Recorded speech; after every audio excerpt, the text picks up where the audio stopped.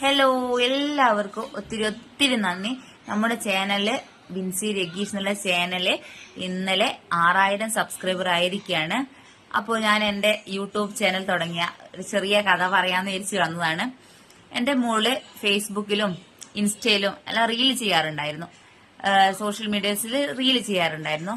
അങ്ങനെ എല്ലാവരും റീലിലെല്ലാം കണ്ട് നല്ല അഭിപ്രായം പറഞ്ഞതിന് ശേഷം നിങ്ങൾക്കൊരു യൂട്യൂബ് ചാനൽ തുടങ്ങിക്കൂടെ എന്ന് ചോദിച്ചതിന് ശേഷമാണ് യൂട്യൂബ് ചാനൽ തുടങ്ങാൻ തീരുമാനിച്ചത്. അതും എനിക്കൊന്നും അറിഞ്ഞൂടായിരുന്നു, യൂട്യൂബ് ചാനലിന്റെ മോണിറ്റേഷനെ കുറിച്ചോ യൂട്യൂബ് ചാനൽ എങ്ങനെ തുടങ്ങണമെന്ന് അറിയില്ലായിരുന്നു.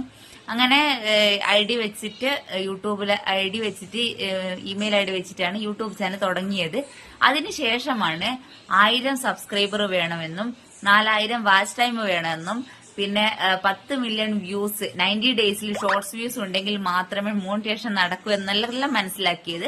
അതിനുശേഷം പതുക്കെ പതുക്കെ ഓരോന്നും മാറ്റി പിടിക്കാൻ തുടങ്ങി. ഇയാൾ കണ്ടന്റ് ഡാൻസ് മാത്രം ഇട്ട കണ്ടന്റ് വ്യൂ കിട്ടാത്ത സാഹചര്യം വന്നപ്പോ നമ്മള് കോമഡിയും ഡബിങ്ങും അതേമാതിരി കോമഡി ഫണ്ണി വീഡിയോസ് ഒക്കെ ചെയ്യാൻ തുടങ്ങി.